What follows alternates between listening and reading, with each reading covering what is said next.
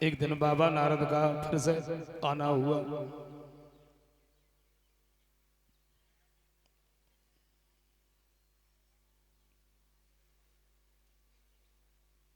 वैसे नारद कहते हैं अब काय की चिंता है, अब तो दोनों मारे गए होंगे। बोले नहीं, आपने जो कमल के पुष्प बताए वो भी उन्होंने भिजवा दिए, अब क्या करें।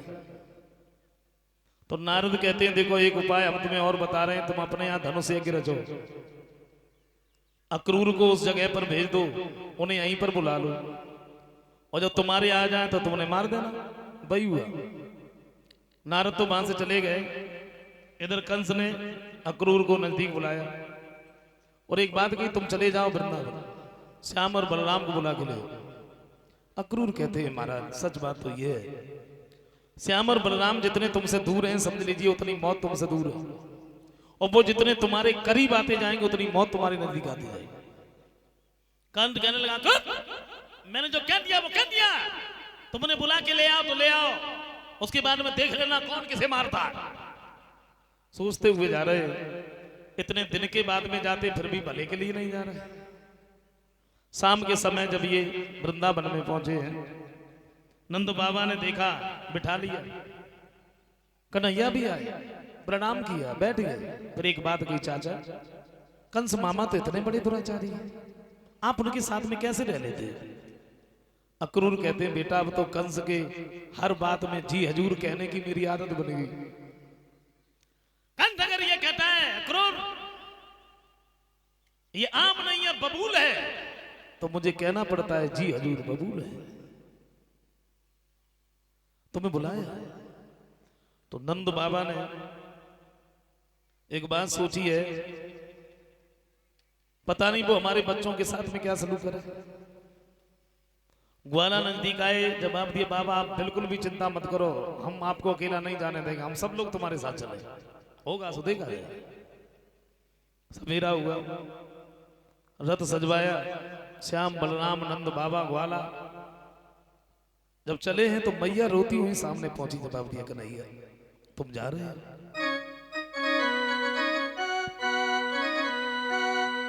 तो चले हैं मथुरा को भगवान, और देख के यशोदा भैया राम चले हैं।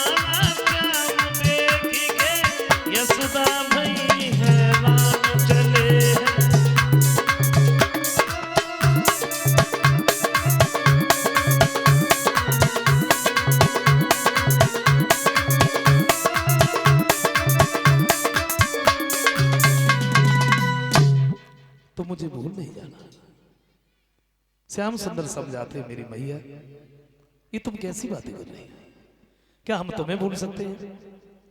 कल की बात है, कल कंस मामा के धनुष यज्ञ देखेंगे, परसों हम सब लोग लौट के आ गए, तुम रो नहीं।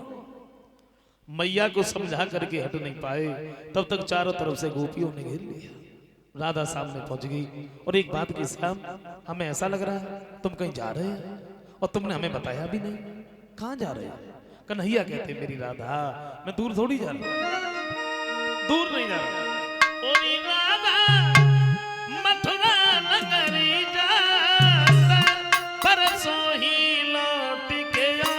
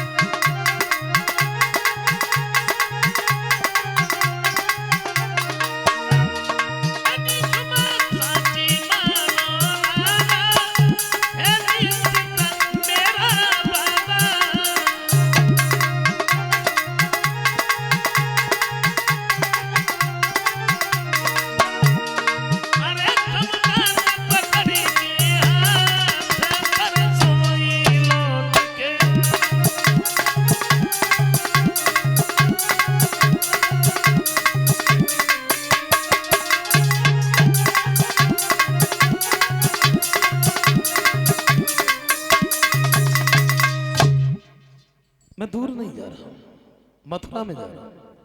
कल की बात है, कल कंस मामा के धनुष यज्ञ देखेंगे, परसों हम सब लोग तुम्हारे पास में। राधा कहती है श्याम मुझे मालूम है अब तुम नहीं आओगे। क्यों नहीं आए? क्योंकि वृंदावन और मथुरा में बहुत बड़ा फर्क है। वहां ज्ञान ध्यान धारी पंडित अनेक रहे, यहाँ ग्वाल बाल गोपियां सब ही गमार ने।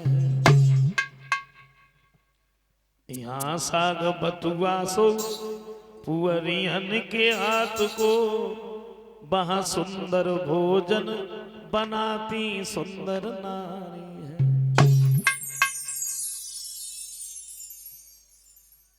वृंदावन मथुरा में बहुत बड़ा।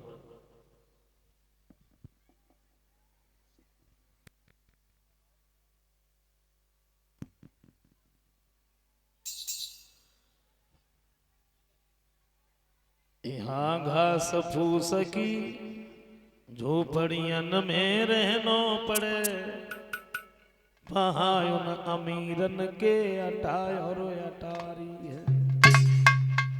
लेकिन रहियो बिहारी जहाँ रहबे की इच्छा तुम्हारी, और मोए भूले मत जइयो मैं तो प्रेम की पुजारी है। तो मुझे भूल नहीं जाना। राधा जब रोने लगी तो बलराम ने भी समझाया राधा रो नहीं, हम सब लोग परसों आएंगे। मैया को गोपियों को समझाने के बाद श्याम बलराम रथ पर सवार होकर जब चले, ये खड़ी खड़ी रथ की तरफ देख रही, आंखों से आंसुओं की धारा बह रही है। क्या दशा हो रही थी जरा सोचो। जिस जगह पर 7 दिन तक भगवान के लीलाओं का वर्णन होता रहता है, और 7 दिन के बाद में जब उस जगह से व्यास गद्दी को उठा दिया जाता है तो कुछ दिनों तक अच्छा नहीं लगता। और जहां से स्वयं भगवान ही जा रहे हैं, क्या बीत रही होगी उनके दिलों पर।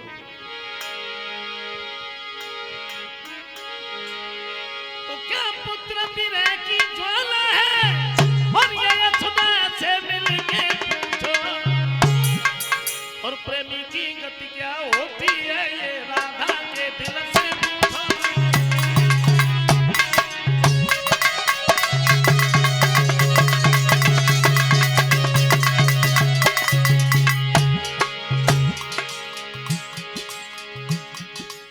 रथ की तरफ देख रही खड़ी खड़ी,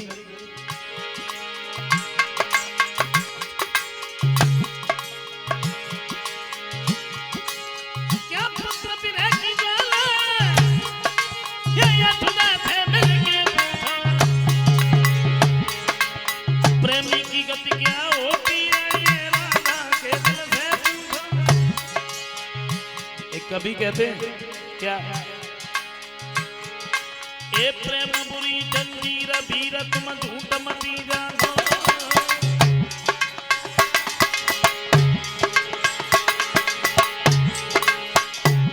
जमीनाई जाति कच के सबरी बीमारी जाए जानो, वे हमेशा दिल पे दिल धड़के, बुद्धि करे न काम कले जो बिन प्रेमी तड़प रे, हराम खाना पीना हो रे, दिन में भरे न चैनो राति को नींद न,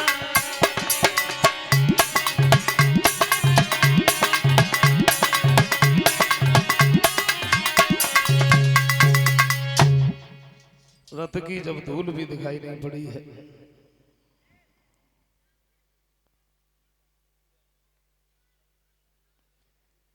तो ये लौट करके चली आती। श्याम बलराम नंद बाबा ग्वाला पहुंचे हैं मथुरा में, और मथुरा के बाहर एक बगीचे में रुक गए। सब लोग बैठे हैं। श्याम सुंदर कहते हैं बाबा वैसे मथुरा नगरिया दूर से देखने में बड़ी अच्छी लग रही है, कहना क्या चाहते हैं? बोले अगर तुम्हारी आज्ञा हो तो क्या नजदीक से दिखाएं? नहीं। क्यों? क्योंकि तुम्हें नहीं मालूम है क्या, कंस के शासन में रहते रहते लोग बड़े झगड़ालू हो गए, तुम ना जाओ। श्याम सुंदर कहते बाबा मैं अंदर जाऊंगा नहीं, दूर से ही देख के चला आऊंगा। और कन्हैया जब अपनी जिद पर अड़ गए तो नंद बाबा कहते हैं देखो बलराम से तुम्हें तो मालूम है ये बड़ा हठीला, नहीं मानेगा, ले जाओ। लेकिन एक बात का ध्यान रखना, ये किसी से बोले ना, बात ना करे। तो श्याम सुंदर बोले हम बिल्कुल नहीं बोलेंगे, हम कहाँ बोलेंगे, हमें मतलब होगा। आगे आगे बलराम है, बलराम से पीछे सब ग्वाला है, और सबसे पीछे कन्हैया को करो। बोले तुम सबसे पीछे ही चलो। मथुरा के बाहर जा रहे थे, श्याम ने कहा देखिए एक मथुरा की बहू कुआं पे से पानी भर रही। श्याम ने सोची जी तो हमारी बहुत बड़ी पुजारी है, और आए गए तो नहीं कहने दर्शन ही दे चलो। सामने पहुंचे और एक बात की का है इतनी दूर तक तुम का अकेली पानी भर भी चली आती का? मनसुखा ने देख लिया। मनसुखा कहने लगा बलराम भैया, हाँ बाबा ने जाके थी लला का उसे बोलियो ना, वो देख ले कैसी बातें करो घड़ घड़। बलराम कहते श्याम तुमसे मना किया, तुम काहे बोले? कन्हैया बोले भैया हम थोरू बोले। फिर बोले तुम सब लोग आगे निकले गए, हम ही पीछे रहे। उनने हमसे पूछ ली का एक ही काम रहा था या तुम अलग अलग रहा था? तो बलराम कहते अब तुम आगे आगे चलो। तब हम देख रहे तुम काऊ से पूछ रहे या तुमसे कोई पूछ रहे। आगे कर दिया। जिस गली में जा रहे थे उसी गली में कंस को धोबी आए रहे। कहते तो ये है कि शराब पिए मस्त, पूरी गली में अकेले ही बने, बाकी कहूं जा तरफ कहूं जा तरफ। श्याम सुंदर सामने पहुंच गए। धोबी भैया, धोबी कहने लगा दूर हटो, दिखता नहीं है मैं कंस का धोबी हूं। बोले तुम कंस के धोबी हो, मैं कंस का मेहमान हूं, तो क्या करें सिर पे बिठा ले। ये वृंदावन नहीं है, ये मथुरा है, समझ गए? और जब नहीं दबा तो श्याम सुंदर कहते हैं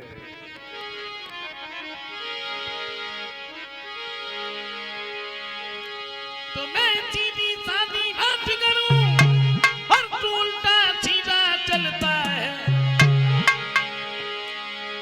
मेरे इन मीठे बचनों पे नालायक तेरी उगलता।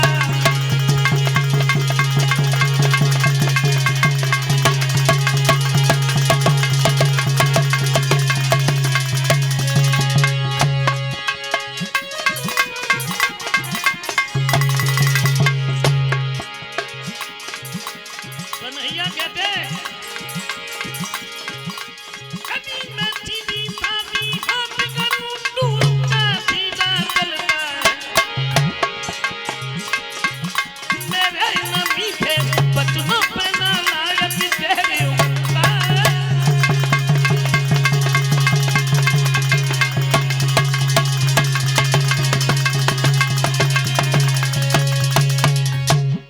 आगे बढ़कर के काल पर एक तमाचा दिया, खत्म हो गया। और जो रहे सब गठरियां डार के भागे। अच्छा श्याम सुंदर ने इसे मार क्यों दिया भाई? उसका दोष क्या था बताइए? कपड़े इनके तो थे नहीं जो वो दे देता, हाँ, अगर इनके कपड़े होते, ये मांगते और न देता तो मार देते। और फिर क्या ये कपड़े पहन के नहीं गए थे जो उससे कपड़े मांगे? और अगर वो कपड़े दे भी देता तो राजा के कपड़े थे, बन जाते। मार क्यों दिया? धोबी का दोष क्या था? इसमें त्रेता वाली बात बताई। ये धोबी वही था जो सीता को दोबारा वनवास दिलवा दिया। श्री राम ने ये कहा भी तो मर्यादा के बंधन में है, द्वापर में जब हम कृष्ण बनेंगे तो उससे बदला जरूर लेंगे। कंस का दर्जी आया, इसने सबके वस्त्र फिट किए, ये वहां से आगे बढ़ गए, उन्हें आशीर्वाद दिया। जिस गली में जा रहे थे उसी गली में क्या देखा? कंस की दासी आ रही।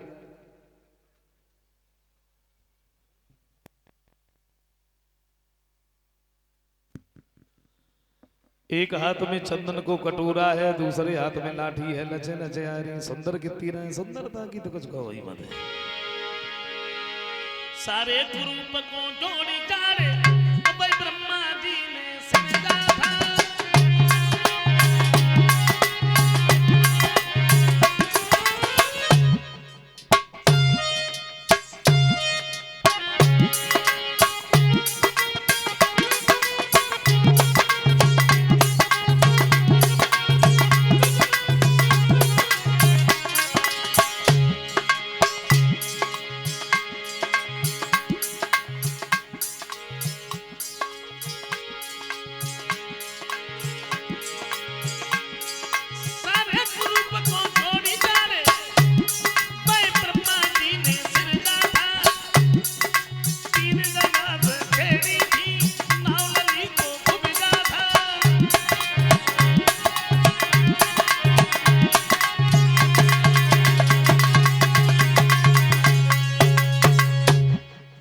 एक हाथ में लाठी है, एक हाथ में चंदन को कटोरा है।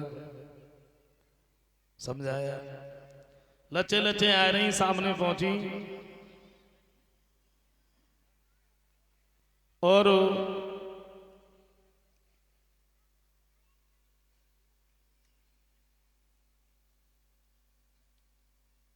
कन्हैया ने पूछ लिया तुम्हारा नाम क्या है? कुबेजा। कहां जा रही? बोले मैं कंस की दासी हूं और कंस के तिलक करने जा रहे हैं। श्याम सुंदर बोले मेहमान हम सब लोग हैं, पहले तो करो हमारे सबके तिलक लगाओ, बाकी बाद में जाओ। कुबेजा जो रहे सबके तिलक लगा, यानी पहले श्याम सुंदर की तिलक लगाने के लिए तैयार हुई। उचक उचक के रह जाती, माथे तक न पहुंच पाती। श्याम ने देखा कुबेजा तो बड़ी परेशान है। कन्हैया ने क्या किया, अपने पैर का अंगूठा कुबेजा के पैर पे रखा, थोड़ी से थोड़ा हाथ लगाया, झटका दिया, खेल ही बदल गया। तो मोहन का हाथी लगा दे और कुबरी मिट्टी की छवि मान भई।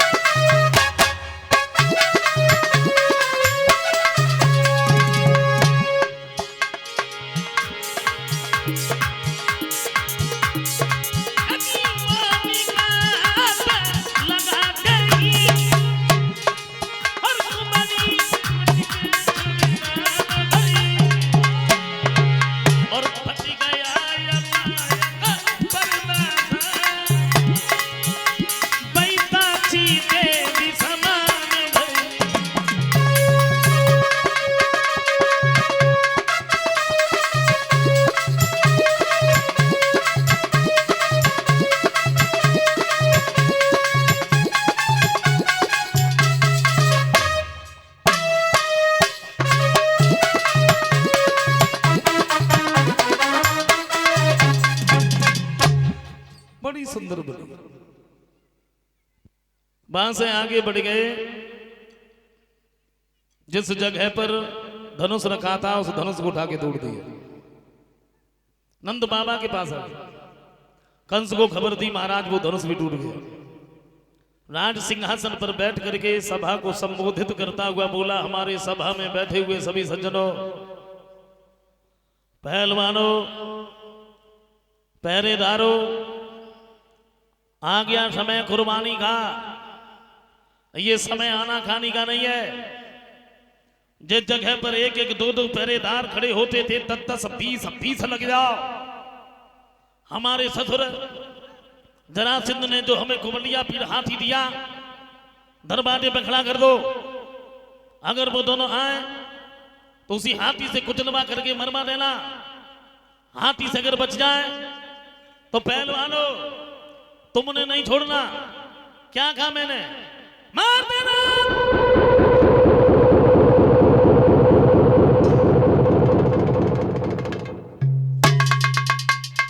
वही हुआ, दरवाजे पे हाथी को खड़ा कर दिया। पहलवान खड़े हो गए, पहरेदार लगे हैं। दूसरा दिन हुआ तो श्याम और बलराम जब चले हैं, क्या देखा? दरवाजे पर हाथी खड़ा है। कन्हैया बोले, भैया पीलवान, हाथी को थोड़ा इधर उधर कर लो। काहे को? अंदर जाना है। तो पीलवान कहता है, हटा दो हाथी को, चले जाओ, मना कौन कर रहा है? तो श्याम सुंदर कहते, पीलवान, अरे अभी तक तुम झुके रहे और तू ये समझता है कि हर समय झुके रहेंगे? हैं? नहीं।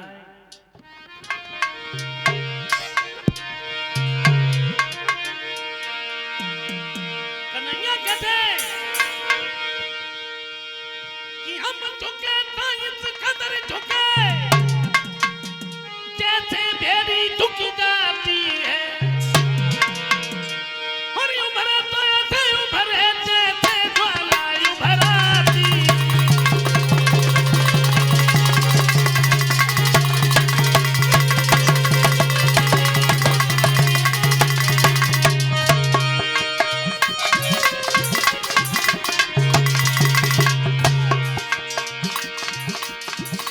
श्याम सुंदर कहते हैं, पीलवान, अरे बड़ा दे, अपने हाथी को समझता क्या है?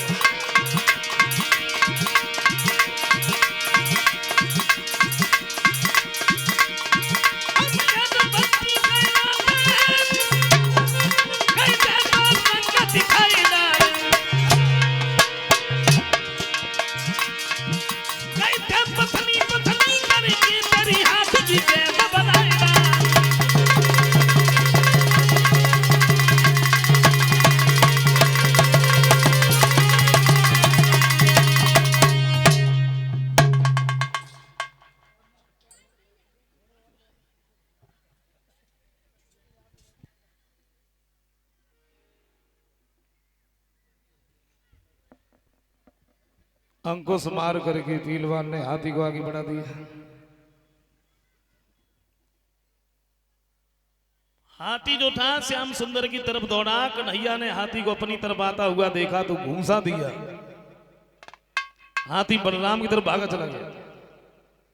बलराम ने अपनी तरफ हाथी को आता हुआ देखा तो लात दी। हाथी फिर श्याम की तरफ और तो फुटबॉल बना लिया, कभी इधर तो कभी उधर। उसके बाद श्याम ने क्या किया? हर सूली पकड़ के हाथी जब धरे मारो।